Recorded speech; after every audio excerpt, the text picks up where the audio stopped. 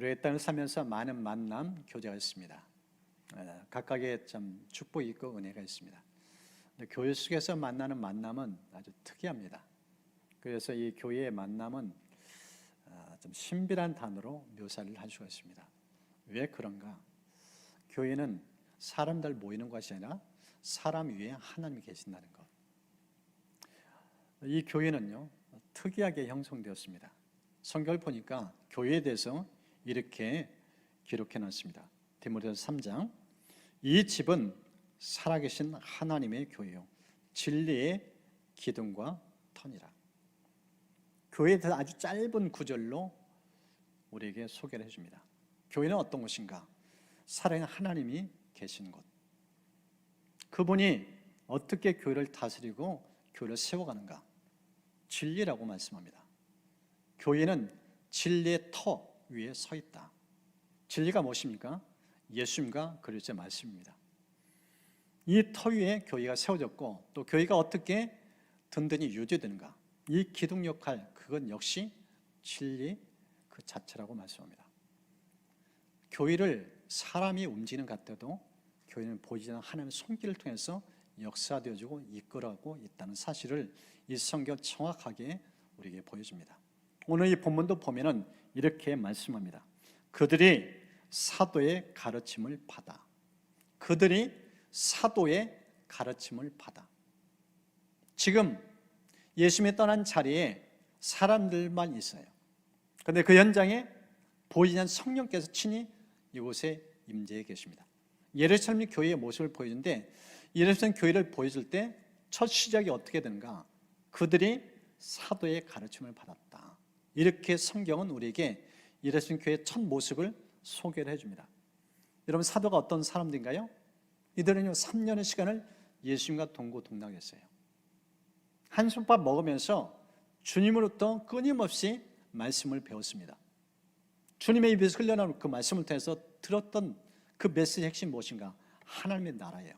이 지상과 다른 세계, 천국의 사람들이 이 땅에서 그 천국의 실제를 누리며 살 수 있도록 하나님의 말씀을 철저하게 보고 듣고 배우면서 그게 몸에 익힌 사람들, 이들이 곧 사도들입니다. 그래서 이 본문을 보면은 사도의 가르침 받았다는 뜻은 무엇인가? 예수님이 가르침을 받았다는 말씀과 똑같은 거예요. 예수님의 제자를 통해서 이 사를 통해서 하나님의 말씀을 증거할 수 있도록 그 권한을 위임해 줬어요. 그래서 이들이 입에 흘러는 말은 사람의 말이 아니에요. 예수님이 친히 하신 말씀을 이들이 대언하는 역할이에요. 그러면서 이 본문을 보면은 이 교회가 어떻게 이끌었는지 크게 세 가지 중요한 포인트로 우리에게 말씀합니다. 교회는 어떤 것인가? 첫 번째가요, 예수님이 이끄시는 공동체라는 거예요. 여러분, 본문에 이 40절 다시 주목해 보십시오. 그들이 사도의 가르침을 받았다. 이 말씀과 함께 이제 본문을 보면 말씀을 가르침을 받는데 나타난 두 가지 특징이 있습니다. 그 첫 번째가요, 좋은 관계의 모습이 나타납니다. 여러분, 41절 계속되는 본문 보십시오. 서로 교제하고 떡을 떼며 오로지 기도하기를 힘쓰니라. 저 노란색으로 표시된 두 단어, 첫 번째가 교제예요. 그리고 두 번째가 기도예요. 교제는 펠로십, 사람과 사람 간의 이 만남과 사귐이에요. 이 사람들 사이 지금 교제가 풍성하게 일어났다는 거예요. 여러분, 일반적으로 가족, 친척, 친구 위에는 낯선 사람들이 서로 만나면은 이질감이 있어요. 서로 다가가기 힘들어요. 부담이 있어요. 마음을 열기 어렵습니다. 그런데 하나님의 말씀을 통해서 예수님을 만난 사람, 영적으로 거듭난 사람들은 그리스도 안에서 마음과 마음이 통해요. 심령의 변화가 생겨요. 영적인 세계가 열린 사람들이에요. 그래서 그들은 벽이 무너졌어요. 그래서 교제권이 자연스럽게 이루어져요. 지금 오늘 본문은 그 모습을 우리에게 소개를 해주고 있습니다. 교인은 어떤 것인가? 태어나서 처음 만난 사람. 우리 교회 올해도 세 가지 때 오셨잖아요. 오랫동안 사귄 분들은 아니에요. 그런데 새로 오셨는데도 이질감이 별로 없어요. 왜요? 이미 예수만 해서 한 가족이기 때문에. 교회의 신비로운 모습이 바로 그겁니다. 오랫동안 시간을 내서 사귀지 않았는데도 이질감이 별로 없어요. 이게 예수만 해서 만나는 모임이요 교제입니다. 오늘 성경 바로 초대교회 이 모습을 우리에게 소개를 해주고 있습니다. 사실 인간이요, 원래 하나님의 형상을 지음받아서 사람과 사람의 만남이 좋았어요. 교제가 참 아주 윤택했습니다. 이 창세기를 보면은 하나님께서 하나님의 형상을 따라 사람을 만들었는데 먼저 아담 만들고 이후에 그의 갈비뼈를 취해서 여자를 만들었어요. 이제 아담이 잠에서 깨어나서 하와를 보는데 얼굴 표정이 달라요. 그 다음 봤던 피조물을 보았던 건 너무 달라요. 너무나 화내요. 너무 기뻐요. 어쩔 줄을 몰라요. 탄성을 자아내요. 그러면서 그의 입술로 하와를 보면서 했던 고백. 이는 내 뼈 중에 뼈요, 내 살 중에 살이라. 무슨 뜻이에요? 정말로 하나 된 그 모습. 너무너무나 깊고 친밀한 그 교제, 그 만남. 그것을 그 단어로 묘사한 거예요. 감격 그 자체예요. 기뻐 어쩔 줄 모르는 모습. 이게 하나님의 형상대로 지음받는 사람들의 교제의 그 장면을 이 아담의 고백을 통해 우리에게 보여줍니다. 오늘 이 본문에 등장하는 이 초대교회, 바로 그런 모습을 보여준 거예요. 그런데 인간이 죄를 짓고 난 다음에는 사람들과의 만남 교제가 서먹해요. 벽이 생겼어요. 간격이 멀어졌어요. 교제가 힘들어요. 범죄한 인간의 특징은 이질감이에요. 모래 알기와 똑같아요. 따로따로예요. 너무나 마음과 마음이 나뉘어져 있어요. 그런데 예수님을 통해서 하나님의 말씀을 받아들이고 십자가에서 거듭나면은 다시 창조 원형으로 교제권이 회복되어져요. 오늘 본문은 바로 그런 모습입니다. 교회의 신비로움이 바로 이런 거예요. 그리고 두 번째 특징이 하나님과의 대화인 기도가 너무나 풍성해진 모습이에요. 태어나서 하나님 한번 찾지 않았는데 예수 믿고 거듭나면서 하나님을 아버지라고 불러요. 그리고 시도 때도 없이 아버지를 찾아요. 오늘 본문이 바로 이 두 가지를 보여줍니다. 말씀을 통해서 나타나는 두 가지의 특징, 이 변화를 성경은 우리에게 보여줘요. 이 두 가지 특징이 무엇인가?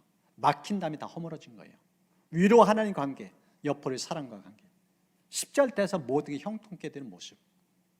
하나님과의 교제도, 사람들과의 이 수평선상에 있는 교제도 너무나 원만해져요. 돈독해져요.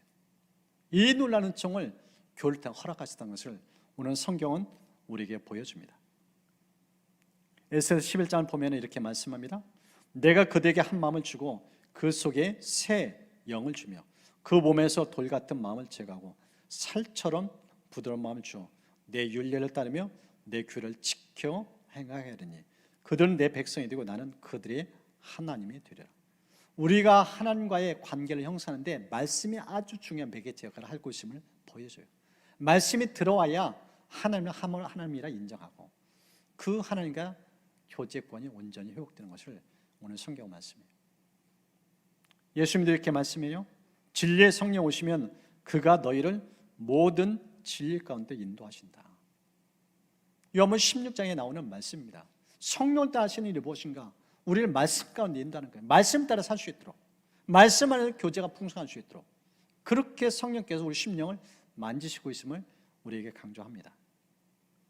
그리고 이 말씀의 통치를 받으면 나타난 두 번째 특징인데요, 하나님의 일하심이 나타나요. 하나님 어떻게 일하시는가? 여러분 43절 보십시오. 사람마다 두려워하는데 사도들로 말미암아 기사와 표적이 많이 나타났다. 교회의 또 다른 모습입니다. 교회가 신비롭다 했는데 하나님 우리 몸을 성전 삼아 계신 곳이에요. 그런 사람들 모인 곳이 이 교회입니다. 그런데 교회에는 두 가지 특징이 있다고 표현했어요. 표적, 기사. 두 가지 특징이 무엇이에요? 초잔전 역사예요. 인간의 상식견이 아닙니다.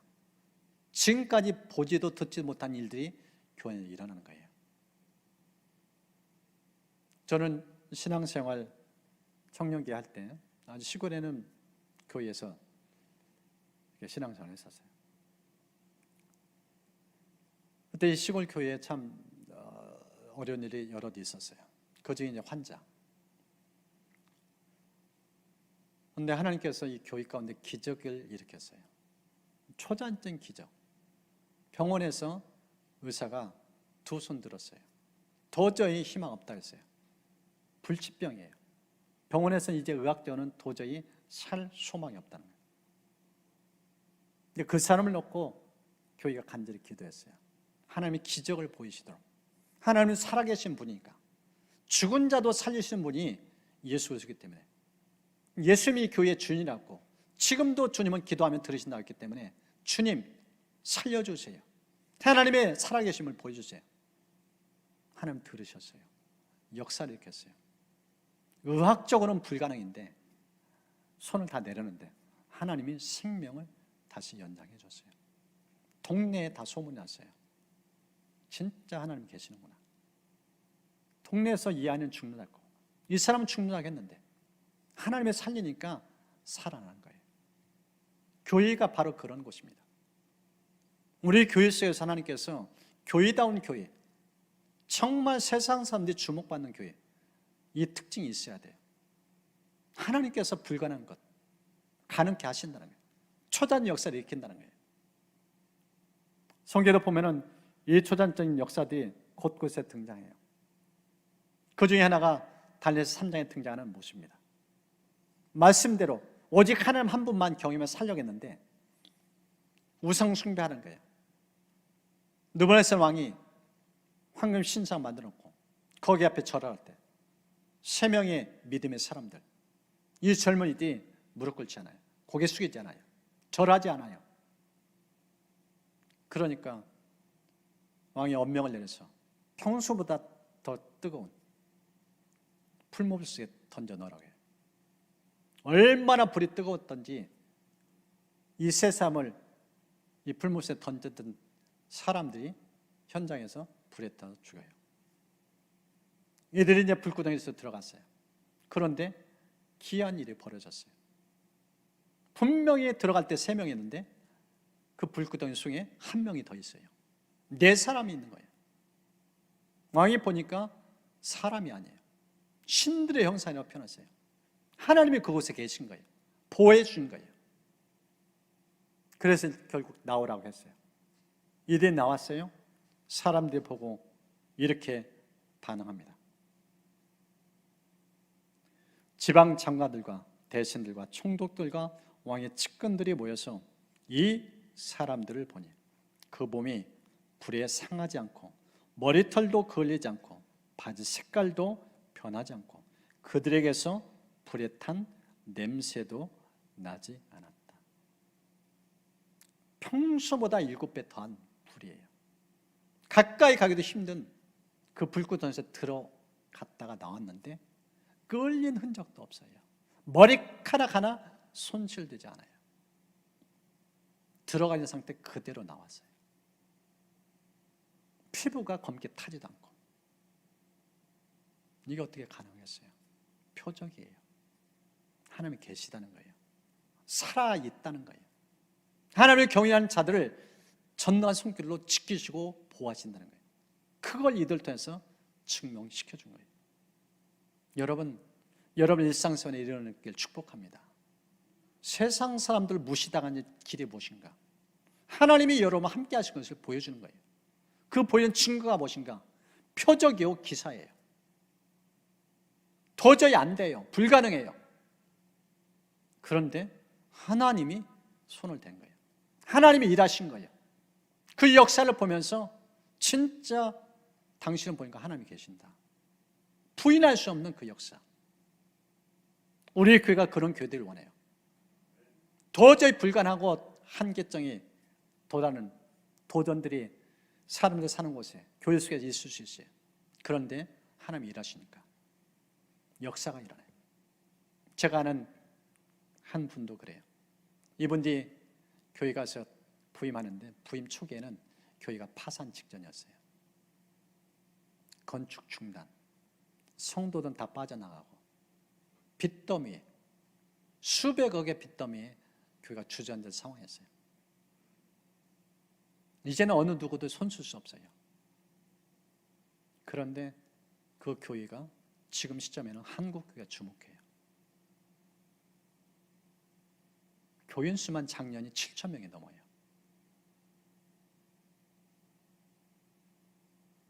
하나님이 일하셨어요.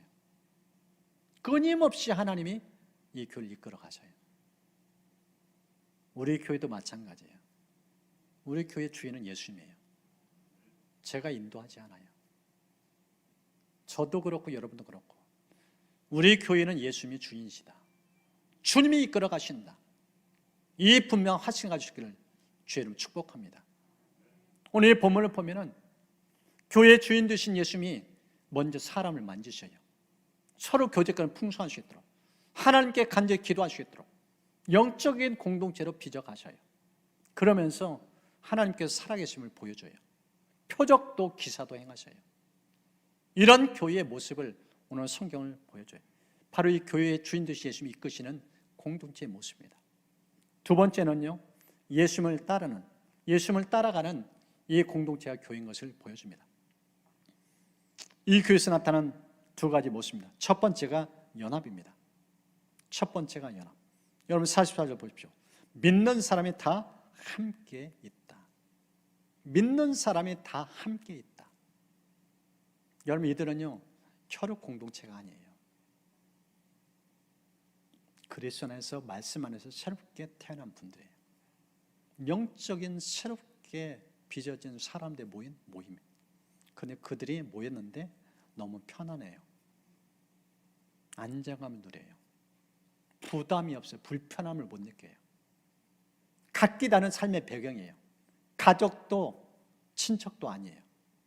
너무너무 따로따로 지냈던 사람인데 말씀이 들어가고 예수님이 인생의 주인 되니까 이들이 그리스도에서 지체의식을 가져요. 한 몸이에요. 하나 된 공동체, 연합의 모습을 보여줘요. 성경을 보면 고린도 교회가 이 예수님이 주인 된 모습을 드러내지 못했어요. 그래서 사도 바울이 편지를 써서 이렇게 교회의 모습을 갖도록 도전합니다. 형제들아, 내가 우리 주 예수 그리스도의 이름으로 너희를 권하노니 모두가 같은 말을 하고 너희 가운데 분쟁이 없이 같은 마음과 같은 뜻으로 온전히 합하라. 교회는 어떤 곳인가? 서로 각기 다른 사람이 모였는데 언어도 생각도 마음도 뜻도 하나 될 수 있는 곳. 이게 교회라는 거예요. 여러분, 사람들이요, 마음과 생각 하나를 묻기가 쉽지 않습니다. 그런데 교회의 주인 예수님인 것을 인정하고 성령 안에서 하나 되게 하시는 하나님을 서로가 늘 집중하면은요, 휴하는 게 재밌어요. 즐거워요. 내 생각은 어떤데요? 그런 주장이 팽배하게 서로 긴장하지 않아요. 휴를 즐겁게 할 수 있는 문화, 이게 교회예요. 예수님이 휴의 의장이에요. 주님 안에서 주님 바라보면서 주님이 이 상황 속에 무슨 생각을 갖고 있는가, 주님을 먼저 찾고 구하면서 주님께 일치된 생각을 갖기 위해서 그걸 찾아가는, 그러니까 잡음이 없어요. 이게 진정한 교회의 모습인 거예요. 우리 성경은 바로 그런 모습을 보여줘요. 함께 있는데 부담, 불편함이 없어요. 이제 새롭게 사랑방 개편되고 새로운 체제로 내년도를 준비합니다. 첫 모임, 여러분이 기대했던 사람들이 아닐 수도 있어요. 그런데 그때 그 순간에 불편함을 뛰어넘는 길은 무엇인가? 나를 받아주신 예수님처럼 예수님의 마음 보고 상대방을 보는 거예요. 이제 우리 교회는 3년에 한 번씩 사랑방 개편을 합니다. 3년 단위로 개편하려고 해요. 한 모임 소그룹이요, 10년, 20년 가면은 똑같은 사람끼리 모이면은 이제 그 모습이 그 모습이에요. 기대감이 없어요. 신선감이 없어요. 그래서 변화가 필요해요. 그래서 저희 교회는 이제 3년에 한 번, 내년부터 3년에 한 번씩 변화를 가질 겁니다. 그래서 언제든지 누구라도 모임을 가질 수 있도록 서로가 오픈 마인드를 가져야 돼요. 나는 저 사람이 싫어. 저 사람 나와 생각도 성격도 달라. 그런 마음으로 다가가면 서로가 부담스러워요. 그런데 오늘 본문에 나타난 모습, 예수님을 중심에 모시고 주님 안에서 있는 이 교제, 그런 마음을 가지고 모임을 가지려고 하면 누구라도 마음을 열고 다가갈 수 있어요. 이게 한 가족 공동체인 교회의 모습입니다. 하나님께서 새해 사랑방마다 이 서로의 만남이 기쁘고 즐거우신 은총의 길을 주의 이름 축복합니다. 이게 주님의 교회의 좋은 모습이에요. 두 번째는요, 예수님 따르는 공동체의 이 특징, 공유입니다. 44절 45절, 모든 물건을 서로 통용하고 또 재산과 소유를 팔아 각자는 필요를 따라 나눠주었다. 여러분, 이런 가족도 아니에요, 친척도 아니에요, 친구도 아니에요. 그냥 예수 믿는 사람들이 함께 모였어요. 5,000명이 넘을 수 있는 상황이에요. 그런데 이들이 모이면서 나타난 특징이 무엇인가? 유무상통이에요. 심지어 재산을 팔아서 나눠줬다는 거예요. 여러분, 이게 어떻게 가능해요? 어떻게 이게 가능해요? 근데 성경은 정확하게 보여줘요. 여러분, 공산주의는 이 말씀을 카피했어요. 성경에 있는 거 카피해가지고 공산주의가 시작했어요. 근데 성경의 참된 정신을 잃어버렸어요. 오늘 성경 우리가 보여줘요. 교회는 어떤 것인가? 네 것 내 것 없다는 거예요. 진짜 예수는 하나 되고, 그래서 한 몸 되면은요, 서로 필요 보는 눈이 열린다는 거예요. 그런 은혜가 흘러간다는 거예요. 재산을 쥐고 있지 않아요. 필요 중심의 사역을 위해 흘려보내는 거예요. 이런 모습을 오늘 성경 우리가 보여주고 있습니다. 오늘 성경 속에서 주님을 따르는 공동체, 첫 번째가 연합이에요. 두 번째가요, 공유예요. 남이 아니니까, 지체니까, 한 가족이니까. 이런 모습을 가지고 이 교회의 아름다운 모습을 우리에게 소개해 주고 있습니다. 사랑바 안에서 하나님께 그런 은혜를 부어주길 축복합니다. 어려운 성도, 기도 제목만 듣는 것 끝나지 않고 성령께서 마음을 통해서 누가 시키지 않은데 자발적으로 피를 채워주고 섬기면서 그 성도의 삶이 일어서는데 큰 힘을 북돋으시는 그런 은총을 축복합니다. 제가 이전 교회 목회하면서 그 사랑방에 일하는 미담 사례들 여러 들었어요. 감동을 받아요. 어떻게 이러실까? 어떻게 이러실까? 가족도 친척도 잘 안 돌봐요. 어떤 한 분은 빚쟁이였어요. 빚에 시달렸어요. 그런데 이 성도의 아픈 사연을 누가 듣고 엄청난 금액을 가져왔어요. 자기가 직접 돕지 않고 대신 전달해달라고. 그 성도가 받고 눈시를 적셔져요. 그 본인의 능력을 그것을 갚을 수 있는 능력이 없어요. 아픈 사연 들었는데 기도하는 걸 끝나지 않아요. 마치 내 가족이 아픈 것처럼 그걸 받아들고 오열을 해요. 이분은 사람들 때문에 상처를 받았어요. 사기를 여러 번 당했어요. 우리 교회 온 지 얼마 안 됐어요. 새 가족인데 새 가족이 아픈 사연 듣고 아낌없이 흘려보낸 그 모습 보면서 얼마나 감동받는지, 교회가 어떤 곳인지 그분이 표현이 그래요. 이런 사람도 있구나. 이런 사람도 있구나. 사기당해서 상처 입었고 마음을 오픈하기 힘들었던 사람인데 이런 따스한 손길도 있구나. 마음이 펴지더라고요. 회복되더라고요. 하나님께서 우리 교회 안에 이런 은총들을 부어줄 축복합니다. 이 본문을 보면 세 번째, 교회가 어떤 곳인지 예수님이 드러나는 공동체를 보여줘요. 여러분 46절 보십시오. 날마다 마음을 같이하여 성전에 모이기를 힘쓰고 집에서 떡을 떼며 기쁨과 순전한 마음으로 음식을 먹었다. 이 42절, 46절은 조금 구체적으로 더 보여주셨어요. 장소 개념을 두 가지 강조해요. 성전, 집. 성전에서 뭐해요? 예배드리고 기도해요. 집에서 뭐해요? 떡을 떼며 교제해요. 예수님이 드러나고 있어요. 가정에서도 예수님이 주인된 모습, 교회에서도 예수님이 주인된 모습, 언제 어디서나 예수님의 이끄심이 이들 속에 구체적으로 나타나요. 사람들에게 뭐 이게 가능하겠어요? 그것도 표현해 보십시오. 날마다예요. 날마다. 어떻게 날마다 이렇게 시간을 내서 모일 수 있어요? 예배 드리고 예배로 끝나지 않아요. 교제가 이어져요. 지상에서 천국을 누리는 거예요. 이게 교회가 예수님이 이끄시는 공동체의 모습, 예수님이 주인 되어 인도하면서 그분을 따르고 그분이 드러나는 모습, 이걸 우리에게 보여줍니다.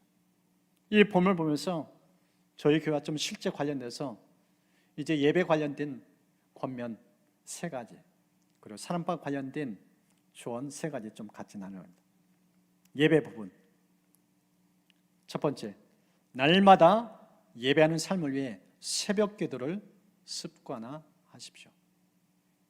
여러분, 초대교회는요 일주일에 한 번 예배 아니에요. 매일의 삶이 예배라고 표현하고 있어요. 성경에 기록됐어요. 예수 믿고 거듭는 사람은 예배가 일상화되어야 된다는 거예요. 날마다 예배는 습관을 가지라는 거예요. 이걸 가질 수 있는 좋은 습관이 무엇인가? 새벽 기도예요. 저희 교회까지 오기에 거리가 멀면 집에서도 예배 드릴 수 있어요. 마음이에요. 마음의 중심에 하나님께 향하는 거예요. 하루의 첫 시작을 예배로 시작하는 거예요. 날마다 예배하는 사람과 일주일에 한 번 예배하는 사람은 삶의 질이 달라져요. 하나님 예배를 기뻐하셔요. 예배를 때 영광 받으셔요. 그래서 여러분들이 새해부터는 매일마다 예배를 하루 열기를 축복합니다. 예배가 습관되고 몸이 되고 자연 삶의 문화가 되시기를 축복합니다. 두 번째는요, 주일 예배는 물론 수요 예배, 금요 기도에 재직 중직자들이 모본이 되어 참석하십시오. 제가 이제 2주 후면은 저희 교회 온 지 만 2년이 돼요. 처음에 낯설고 여러분도 모르고 교회도 모르고 그런 가운데서 코로나 상황이라 비대면으로 출발했어요. 지금은 많이 풀려진 상황이에요. 그래서 이제 교회를 하나하나씩 알아가기 시작했어요. 성도도 알아가고. 그래서 우리 교회는 좋은 모습들이 참 여러 봤습니다. 우리 교회는 성도 자발적으로 많이 움직여요.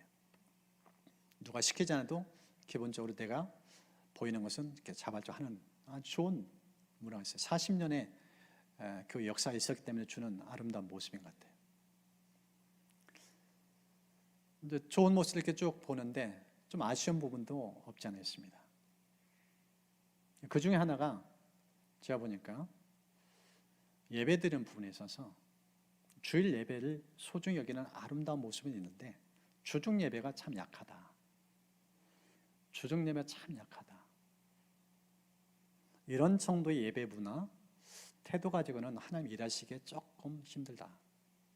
이런 인상을 제가 받았어요. 그래서 제가 정말 권면합니다.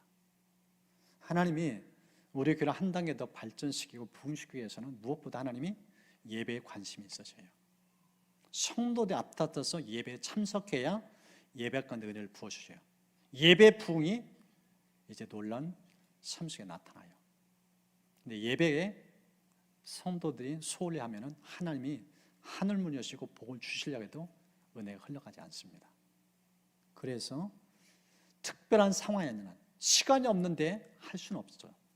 근데 시간이 되고 여건도 되는데 예배를 소홀히 하는 것은 이제 내려놓으시고 이제 진짜 예배자로 예배 우선순위를 두고 하나님께 예배하기를 기뻐하는 그런 삶으로 여러분 제적분들이 중직자의 앞장서를 축복합니다. 이제는 수요 예배도 그리고 금요 기도에도 예배자의 자리에 자연스럽게 기뻐하면서 참여하는 모두가 될 수 있기를 축복합니다. 여러분 정말 이 부분을 협조해 줄 부탁드립니다. 세 번째는 매일 우리 교회 예배가 하나님의 임재가 충만하고 은혜와 감격이 넘쳐나도록 함께 중보해 주십시오. 여러분 예배는요 우리끼리만 모이는 게 아니에요. 하나님의 터치가 있어야 돼요. 성령의 기름 부음이 있어야 돼요. 어느 예배는 밋밋해요. 썰렁해요. 근데 어느 예배에 참석하면 그냥 딱 예배당 안에 들어오는 순간 그 임재로 가득 차요. 충만해요. 그런데 그런 임재 가득한 교회의 특징이 무엇인가? 교회가 기도가 끊이지 않아요. 하나님의 임재는요 기도를 통해 역사가 일어나요. 그래서 지금 주일 예배만 중보하고 있는 상황이에요.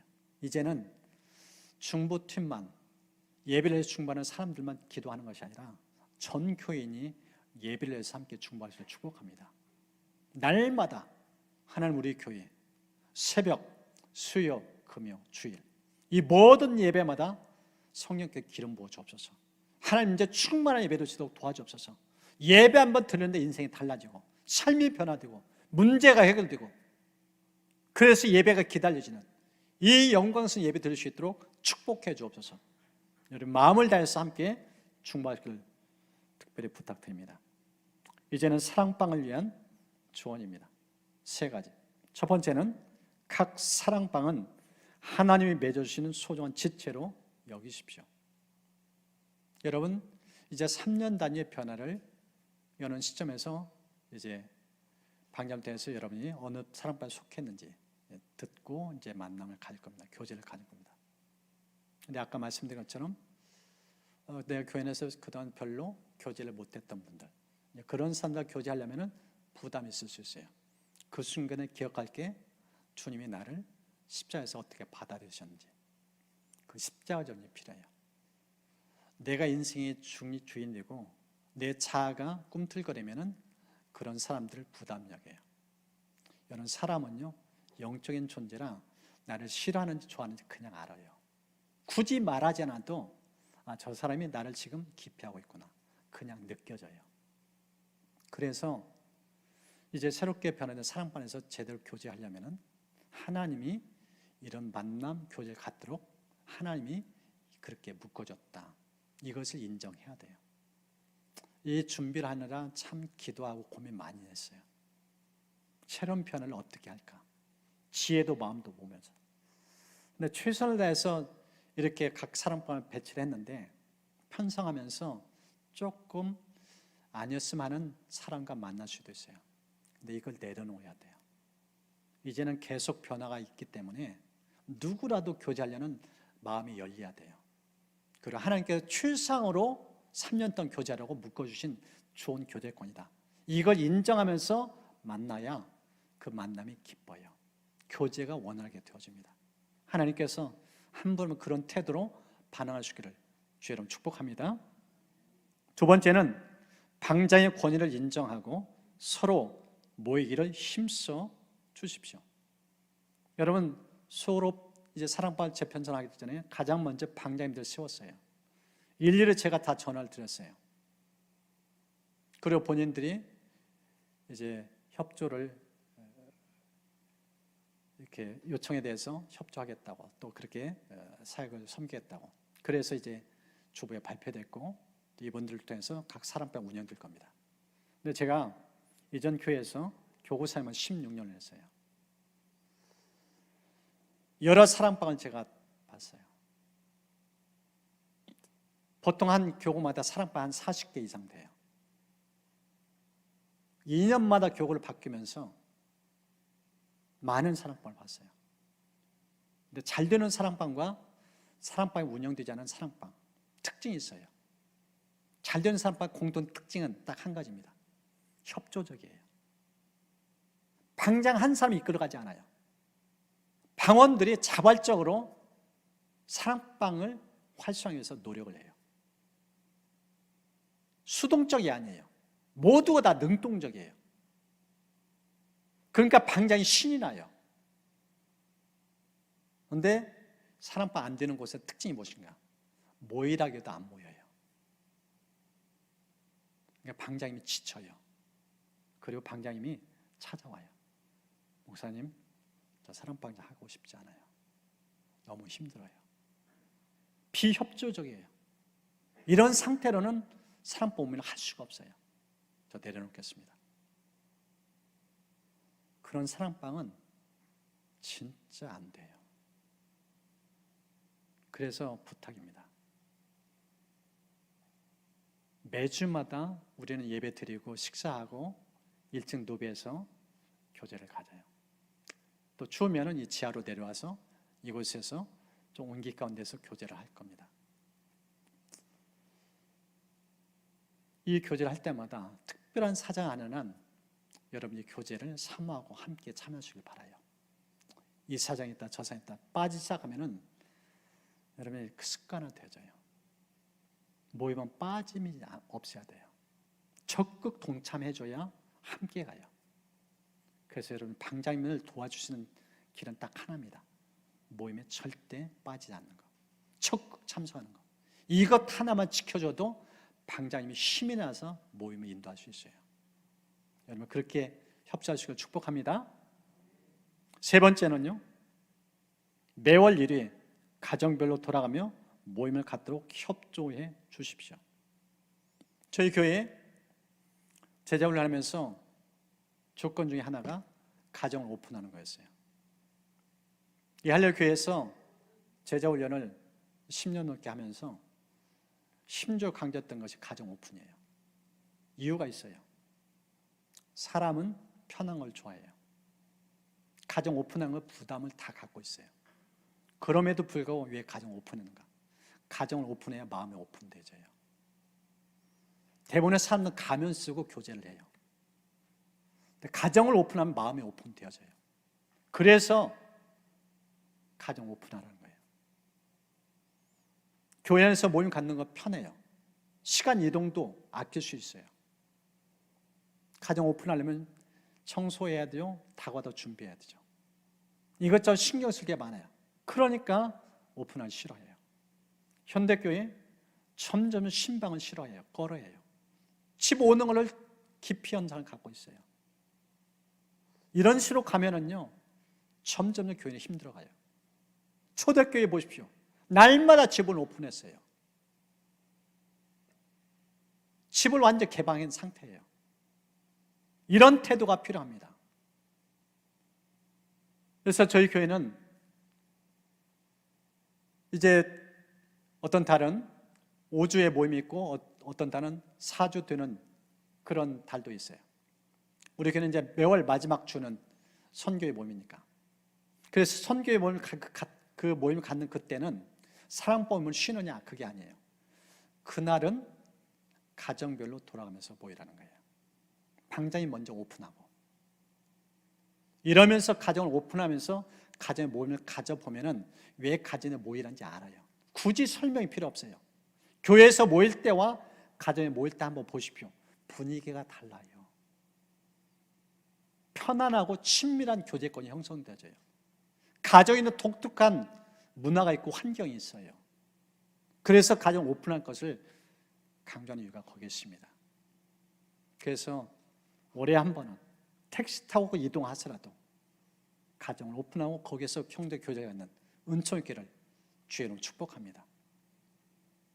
이렇게 초대교회가요 하나님께 예배드리고 그리고 성대 교제가 풍성하니까 나타나는 특징이 있어요. 47절 온 백성에게 칭송을 받았다. 온 백성에게 칭송을 받았다. 입소문이 난 거예요. 예전처럼 교회가 어떤 곳인지 입소문이 난 거예요. 이 사람이 교회 다니고 예수 믿으면서 삶이 너무 달라졌다. 그런데 교회 다니기 전과 예수 믿기 전과 너무 차이가 있어요. 좋은 쪽으로 달라진 거예요. 변화된 거예요.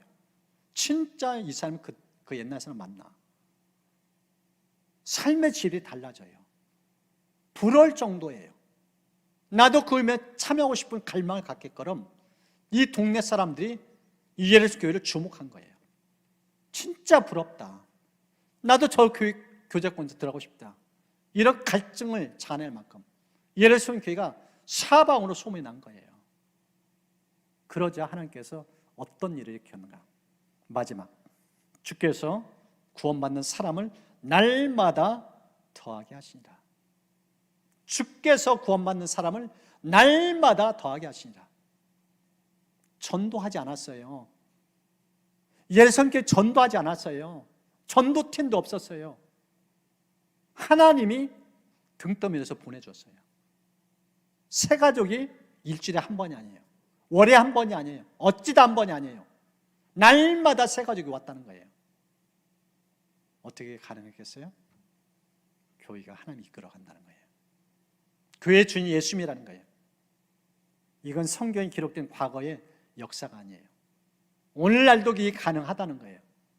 우리 교회에서 이것이 얼마든지 일어날 수 있다는 겁니다. 중요한 것은 이런 교회가 되기 위해서는 저와 여러분 모두가 말씀 앞에 순종하는 거예요. 듣는 것은 끝나지 않고 그걸 살아내는 거예요. 말씀의 통치를 받으니까, 사도의 가르침을 받으니까 성도들이 교제관이 풍성해져요. 하나님을 예배하고 기도하는 게 가득가득 넘쳐나요. 그리고 유무상통의 역사가 일어나요. 딴 나라의 사람들이에요. 천국의 모습을 이 땅에서 보여주는 거예요. 그걸 보니까, 그걸 들으니까 사람들이 가고 싶어 하는 거예요. 저런 교회라면 나도 참여하고 싶다. 저런 교회라면 나도 오고 싶다. 이런 반응이 일어난 거예요. 그러니까 하나님께서 그들을 그냥 등떠미로 보낸 거예요. 그러니까 날마다 교제하고 날마다 예배드리니까 이제 하나님이 날마다 새 가족까지 붙여줘요. 세 가지 날마다가 일어나요. 예배, 교제, 전도. 동시다발적으로 하나님의 움직이는 이 교회 모습. 이게 하나님이 원하시는 공동체의 특징입니다. 오늘 들은 말씀 우리 마음에 새기면서 정말 주님, 우리 교회가 예수님이 이끄시는 공동체 될 수 있도록 축복하여 주옵소서. 그리고 예수님을 따르는 공동체 될 수 있도록 그렇게 날마다 우리 이끄시고 그 말씀 따라 순종하는, 예수님을 따라가는 공동체 될 수 있도록, 그리고 우리 교회 안에서 사람만 드러나는 것이 아니라 예수님이 드러나서 진짜 이 교회의 주인 예수님 맞다, 영으로 임재하신 예수님, 그 예수님을 통해서 오직 예수님 그분만 주목하고 영광받는 그런 역사가 있도록 힘써서 그런 교회 함께 갖고 가시기를 주님 축복합니다.